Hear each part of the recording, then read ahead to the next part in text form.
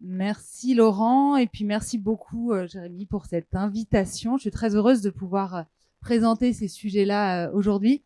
Merci à vous toutes et tous d'être si nombreux malgré la soirée qui a été longue, je crois, hier soir. J'espère que je vais réussir à vous maintenir réveillés. Donc aujourd'hui, je vais vous parler de programmes de sciences participatives. Je vais faire un petit retour historique sur l'implication des amateurs dans les sciences naturelles et notamment des ornithologues. Et puis après, je vous présenterai des résultats. Je vais continuer après, je vous présenterai des résultats issus principalement du programme de sciences participatives Viginature, dont j'ai la direction.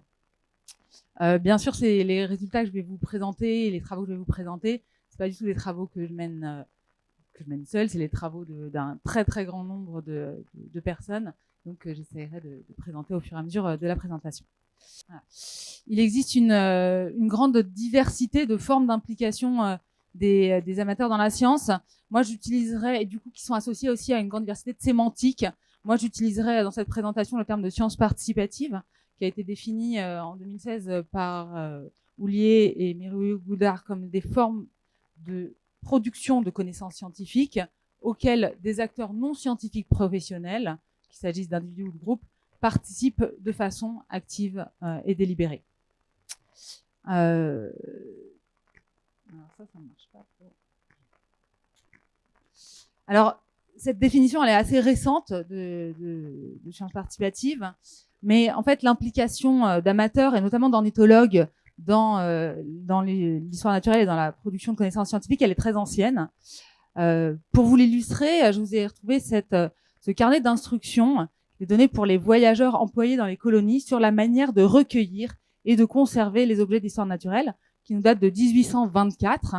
Et donc, en fait, on est au 19e, on a vraiment une période de constitution des collections d'histoire naturelle dans lequel des naturalistes, mais pas que, aussi des voyageurs, des médecins, des ecclésiastiques, des diplomates, vont être invités à recueillir des objets d'histoire naturelle.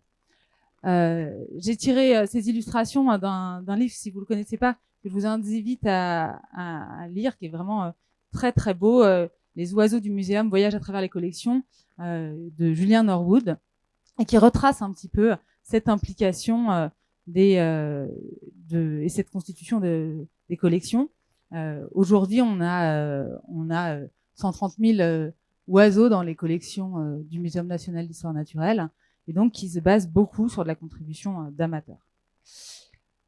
Une autre forme qui est très ancienne d'implication des amateurs ornithologues, c'est le bagage des oiseaux, avec des premières formes et des premiers pas de marquage scientifique entre le XVIIe et le XIXe siècle. On pense notamment à Audubon, qui avait fait des tests sur la moucherolle de Phébie, de bagages. Mais on attribue la première date de bagages avec des bagues aluminium sur des étourneaux en 1899 à Hans Christian Cornelius Mortensen, qui était un instituteur danois, donc on voit donc là un nom scientifique professionnel, et donc qui a posé les premières bagues, et c'est le début du bagage scientifique qui est illustré ici.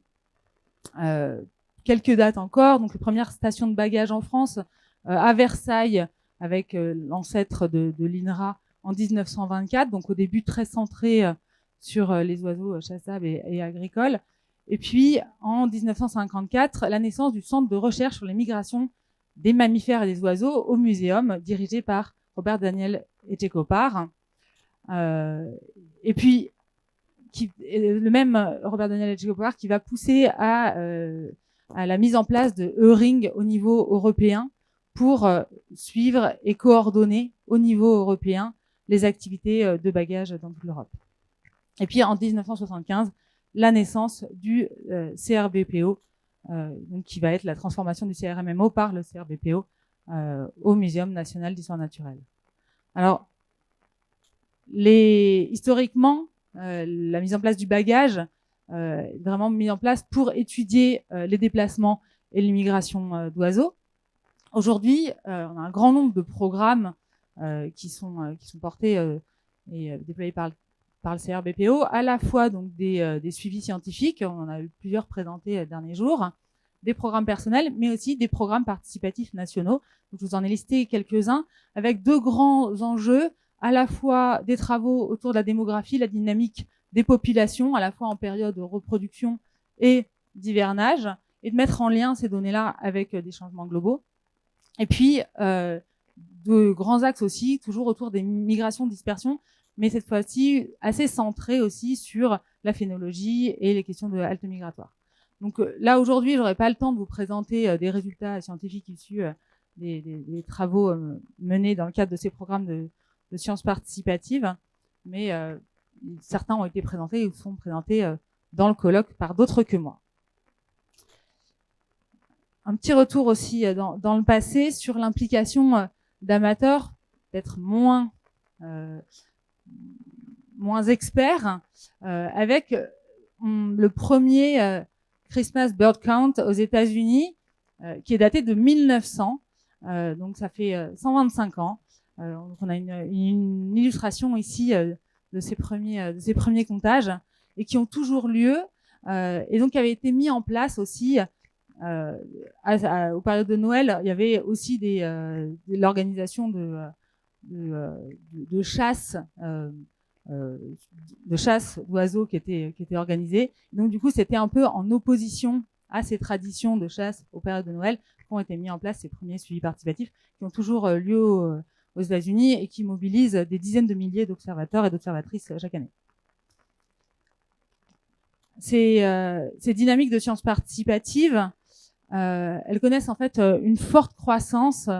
Alors, à partir des années 90, avec une prise de conscience globalement dans la société des enjeux environnementaux qui va être forte, mais elle va être rendue possible par le développement du numérique et l'augmentation à la fois des capacités de stockage et de partage des données qui sont associées. Et là, on voit bien sur ce graphique, on regarde le nombre d'articles scientifiques qui utilisent les termes citizen science ou citizen scientist, et on voit bien vraiment cette courbe exponentielle à partir du milieu des années 2000, avec une explosion du nombre de programmes et de l'implication de ces projets-là dans la science.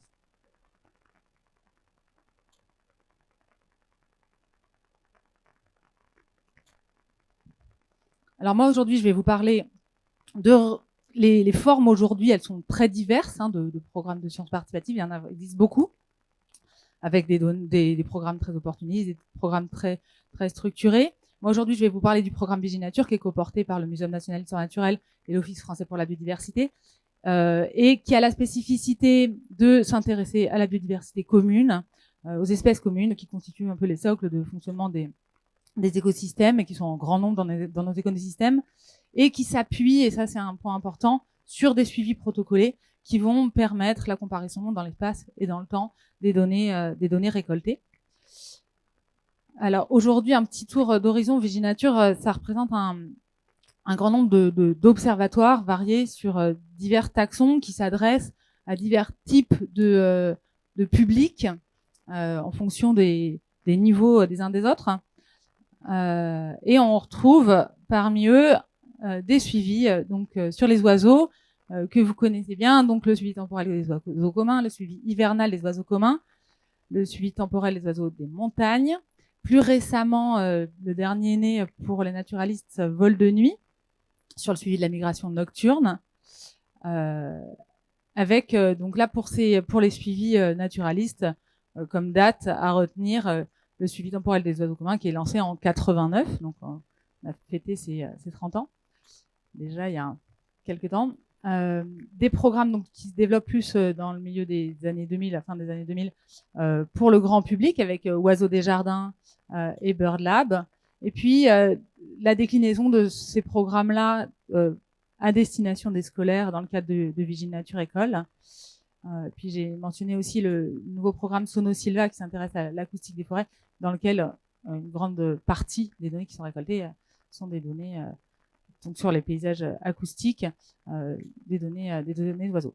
Donc tous ces programmes qui sont quasiment tous coportés avec la LPO, et qui sont portés au niveau national et co-animés ensemble, et puis déployés dans les territoires par une grande diversité d'acteurs.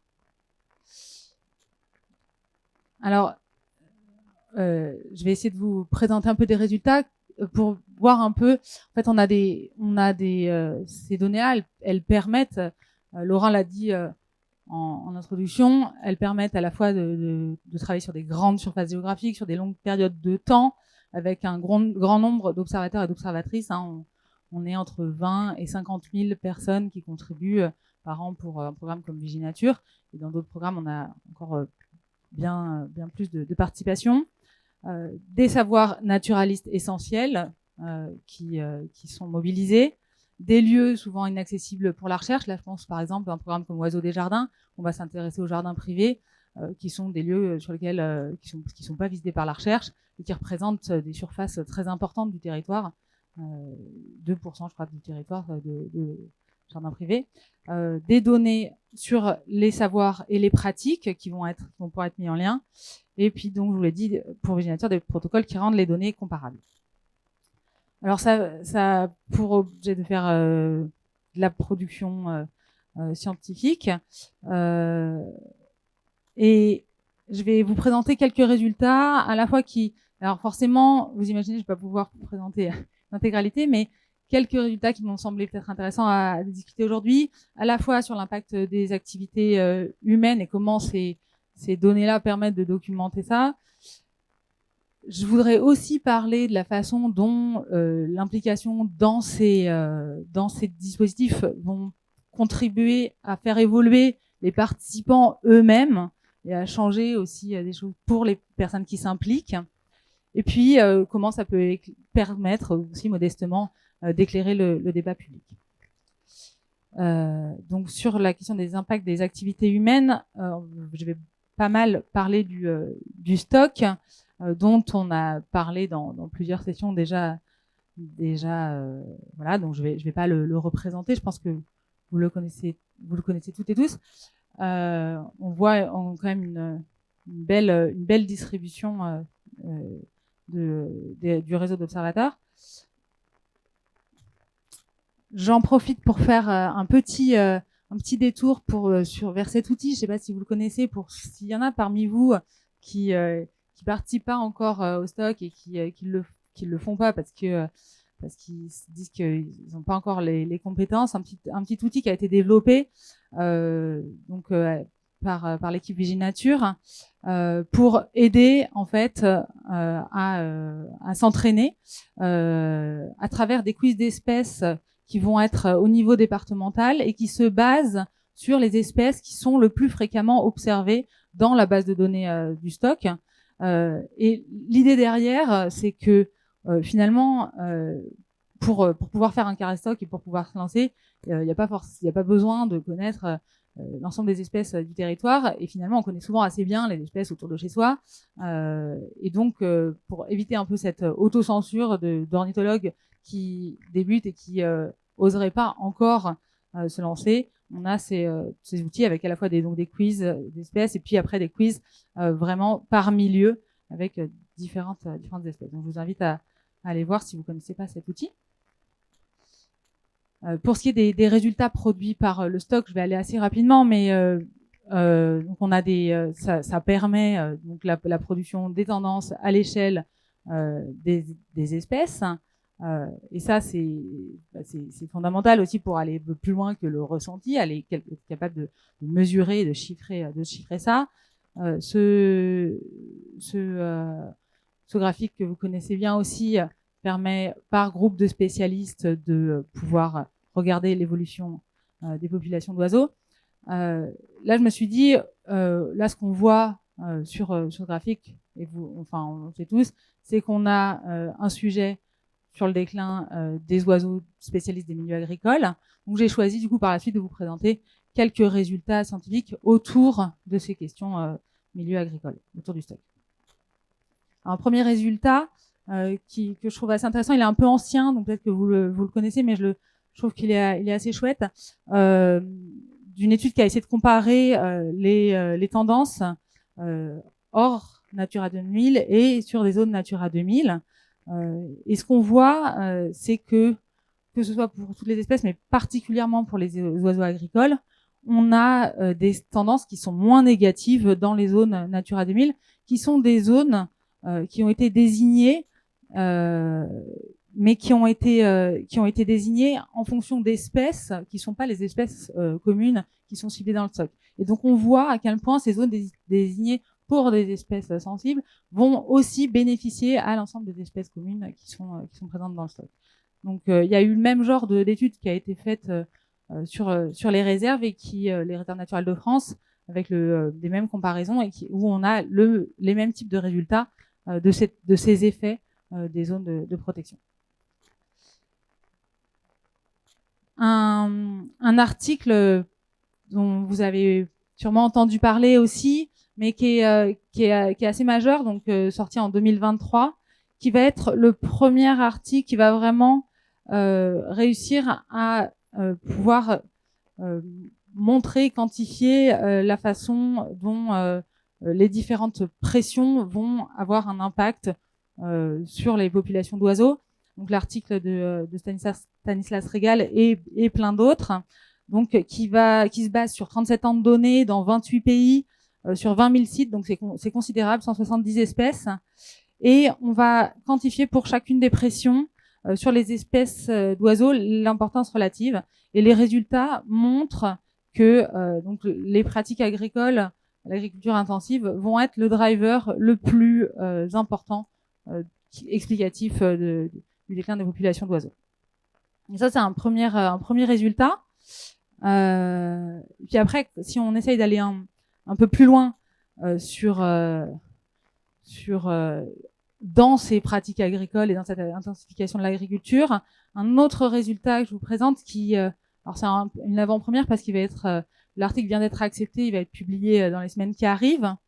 Donc une étude qui a essayé de quantifier et de regarder en fait quel était le rôle que pouvaient avoir les pesticides donc à travers des données qui sont données par l'ANSES, donc le rôle des pesticides dans ce driver. Parce qu'en fait, la grosse difficulté là, c'est que sur les pratiques agriculture intensive, on a une très forte corrélation à la fois dans l'utilisation de produits phytosanitaires et aussi dans les modifications de l'habitat. Et donc là, cet article, il a travaillé à essayer de décortiquer ça et d'extraire le rôle relatif des deux. Et donc, ce qu'on voit, c'était compliqué aussi parce que du coup, on a des données à la commune pour les pesticides et des données beaucoup plus précises au niveau local pour les oiseaux. Et on voit donc de façon très très majoritaire des abondances des oiseaux qui sont négativement corrélées avec les quantités de pesticides. Voilà, donc plus de pesticides, moins d'oiseaux. Et puis une autre étude qui est sortie là il y a 15 jours. Donc moins de pesticides, plus d'oiseaux, pour avoir un petit aspect un peu plus positif. Alors là, c'est une étude qui a regardé en fait suite à l'interdiction de l'imidaclopride en 2018, l'effet sur les abondances des oiseaux communs, et qui montre que qu'on a un effet de ce pesticide qui va impacter plus fortement donc les oiseaux insectivores.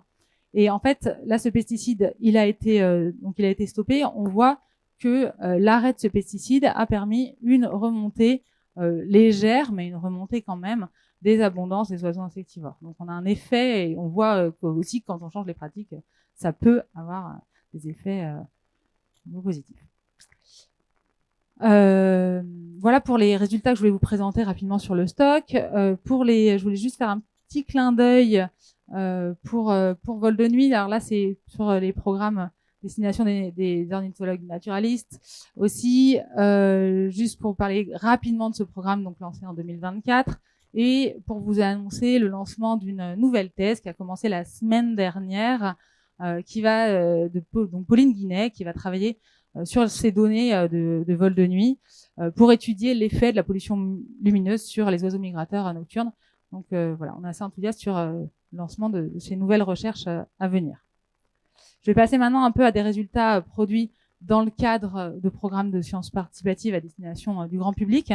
Donc le programme Oiseaux des jardins qui mobilise chaque année des dizaines de milliers de bénévoles et animé par la LPO également. Donc un résultat, là encore, on va rester dans le monde agricole, un résultat qui a été permis par ce projet-là. En fait, on va avoir donc la localisation de l'ensemble des jardins qui participent à Oiseaux des Jardins, et pour chacun, on va pouvoir regarder et estimer un degré d'intensification de l'agriculture autour du jardin des participants. Et on va regarder en fonction de ce niveau d'intensification l'effet que ça a sur les abondances des oiseaux en fonction de leur degré de spécialisation au milieu agricole. Et les résultats qui ont été produits dans le cadre de la thèse de Pauline Pierret sur ces travaux va montrer qu'on va avoir plus d'oiseaux spécialistes, donc des oiseaux granivores spécialistes des milieux agricoles, dans les jardins qui sont entourés par des milieux agricoles très intensifs. Donc là, en fait, sur chacun des graphiques, on voit l'abondance à la mangeoire qui va, là, pour la maison Juppé, par exemple, ça va pas avoir d'effet. On voit que quel que soit le niveau d'intensivité de l'agriculture autour, on va avoir une abondance qui reste stable. Et plus les oiseaux sont spécialisés milieux agricoles, plus on va avoir un effet de ces milieux environnants sur ces oiseaux.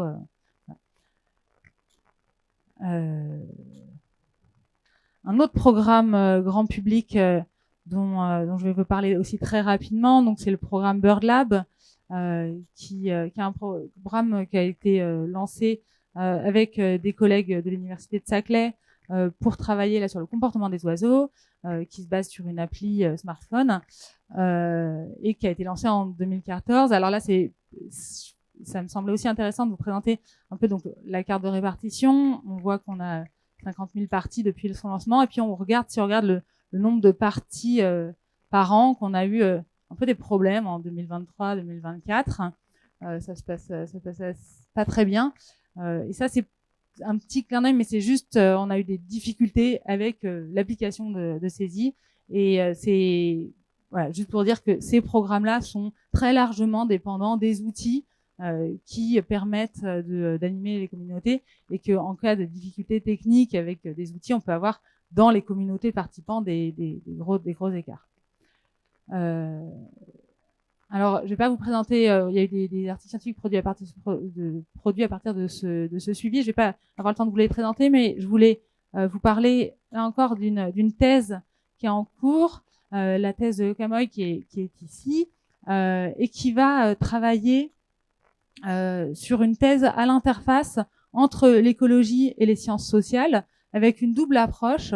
Elle va s'intéresser à l'influence du nourrissage sur les oiseaux dans différents milieux urbains, avec des gradients de milieux urbains, et elle va regarder cette influence sur les comportements du niveau individuel jusqu'à la communauté d'oiseaux, donc pour la partie en écologie. Et puis elle va aussi se poser des questions sur les enjeux de la participation et étudier les enjeux, les tensions et les apports autour de la pratique du nourrissage pour les participantes et participants, et ça encore dans différents contextes urbains.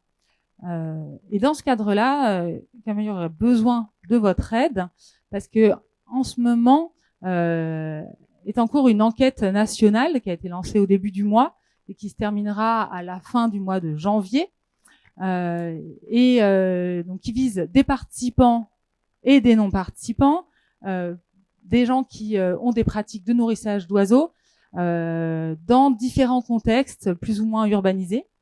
Donc l'idée de ce questionnaire, c'est de travailler sur les pratiques de nourrissage, l'ancrage temporel, spatial, socio-économique et culturel, de travailler sur les motivations et les perceptions des espèces et les apports de cette pratique de nourrissage, et sur les connaissances en fonction de la participation au programme de sciences participatives Bird Lab. Voilà, donc je vous invite, là vous avez le QR code si vous voulez partager cette enquête, et je crois que sinon Camille avait des flyers pour aussi.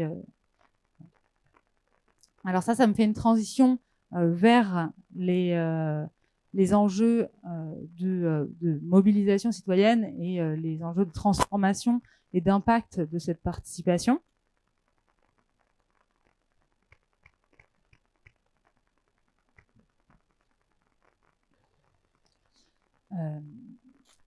Et donc, pour parler de ça, je vais reparler un petit peu de Oiseaux des Jardins.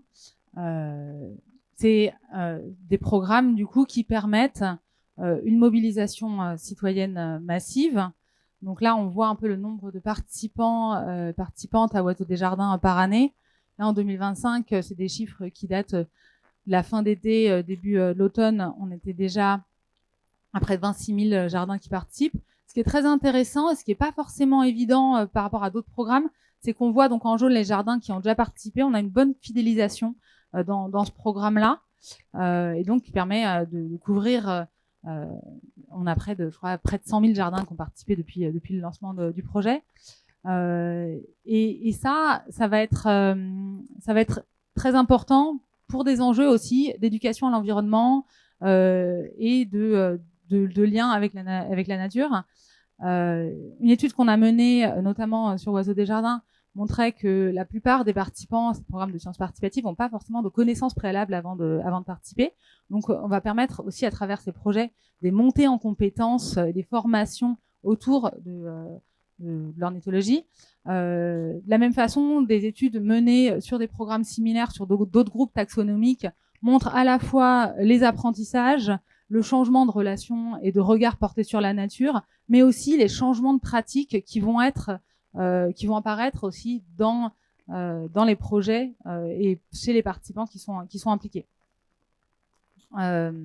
Alors, une des difficultés, les études qu'on a pu faire aussi, c'est que on sait qu'on touche pas dans ces projets-là toutes les catégories sociales, culturelles, et qu'on a une surreprésentation de certaines catégories sociales.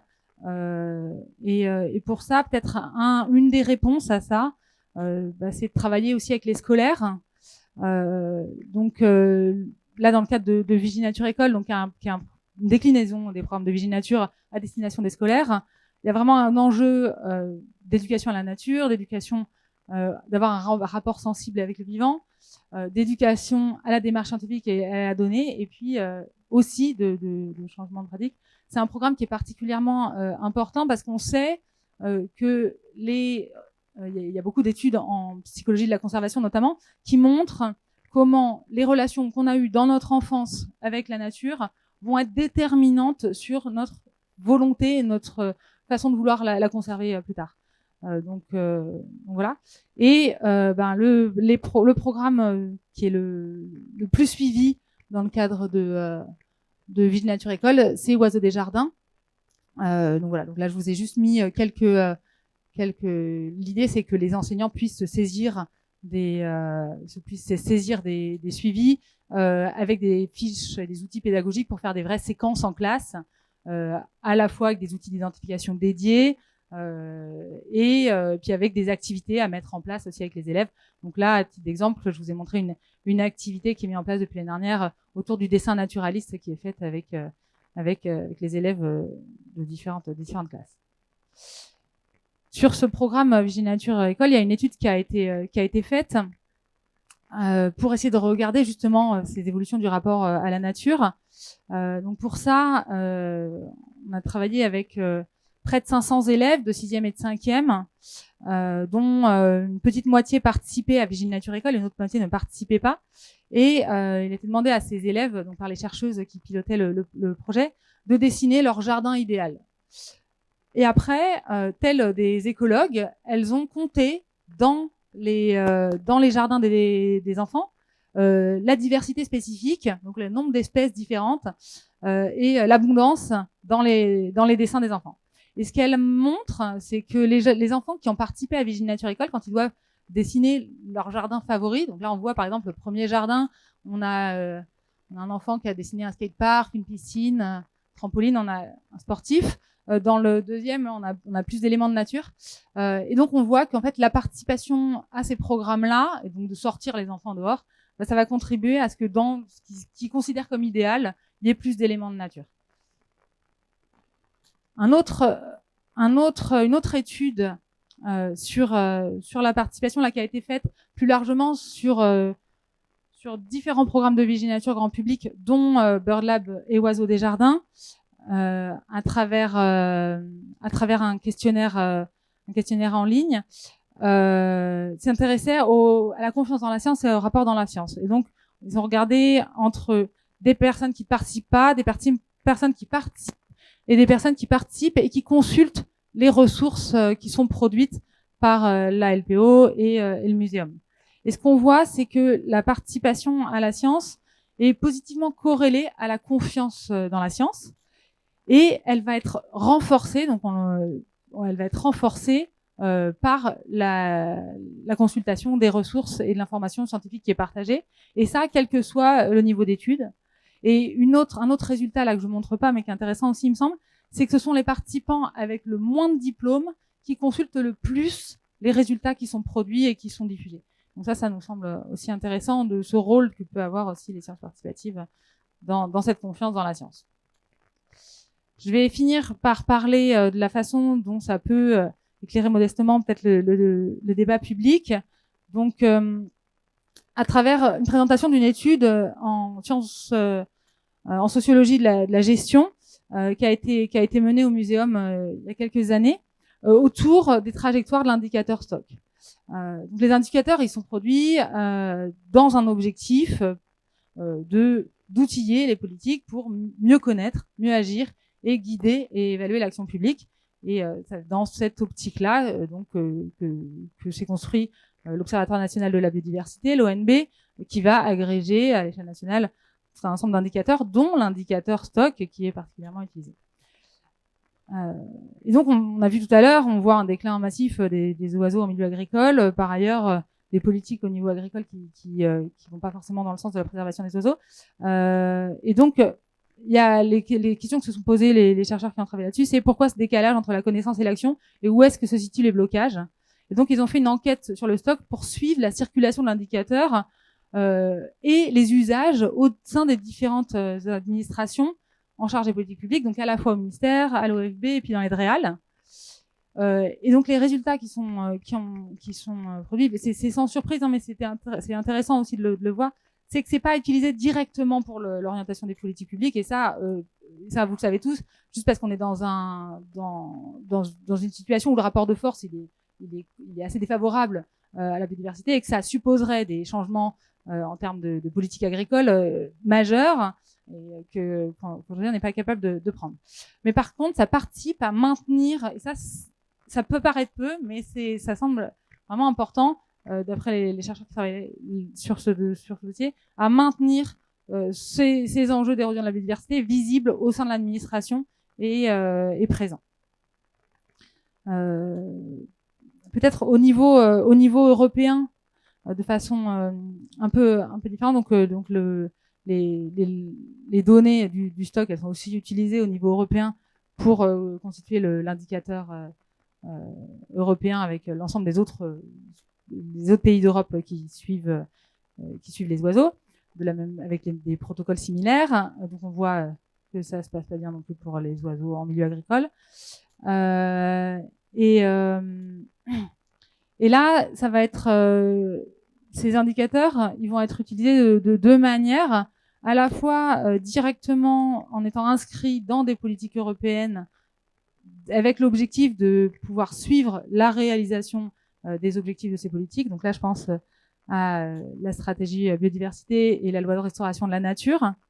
Et puis, ça va être aussi mobilisé d'une autre façon, là c'est beaucoup plus récent, dans des politiques en construction.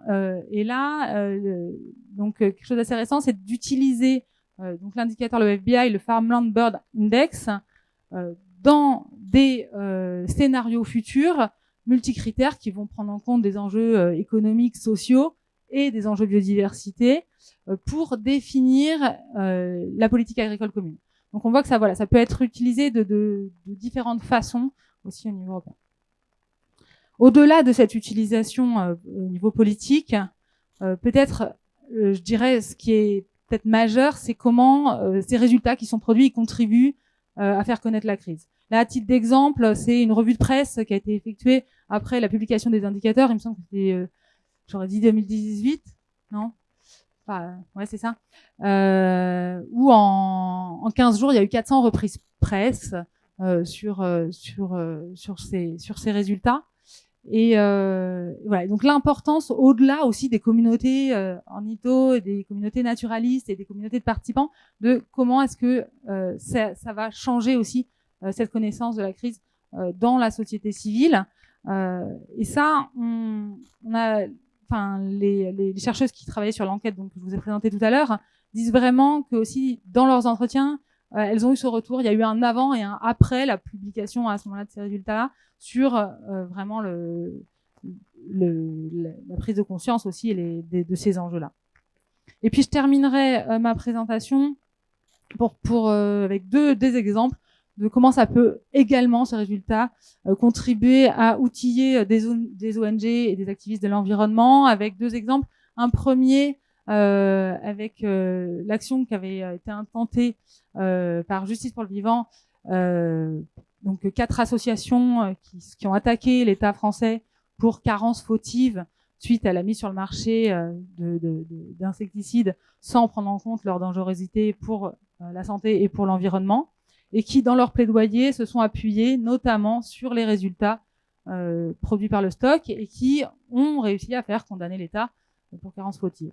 Ça, c'est un exemple de mobilisation en juin 2023. Puis un autre exemple d'un mouvement donc de Scientists en Rébellion, qui est une émanation de l'Extinction Rébellion, avec un happening, là encore autour de la question des pesticides et du printemps silencieux. Donc un happening qui avait mobilisé à la fois des chercheurs et des artistes au Muséum national d'histoire naturelle, et qui là encore s'appuyait dans leur plaidoyer sur ces chiffres produits par ces suivis.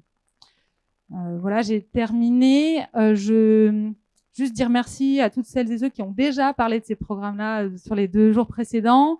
Et puis vous dire que si jamais vous avez envie d'en savoir un peu plus sur d'autres sujets, aujourd'hui, vous pouvez encore entendre Marion qui va nous parler d'Oiseaux des Jardins et du stock, Antoine qui va parler du stock, il y a Lilou qui va parler aussi du bagage, et Romain qui va parler du bagage aussi. Voilà, donc il reste encore la possibilité de creuser les sujets.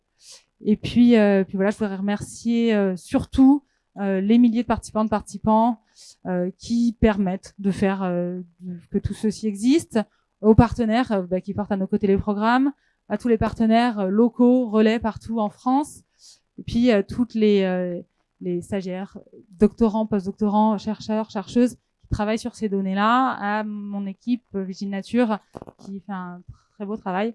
Et puis pour vous dire que tous les articles que j'ai présentés, vous pouvez les retrouver dans la collection Vigile Nature sur HAL, si vous avez envie d'aller creuser le sujet.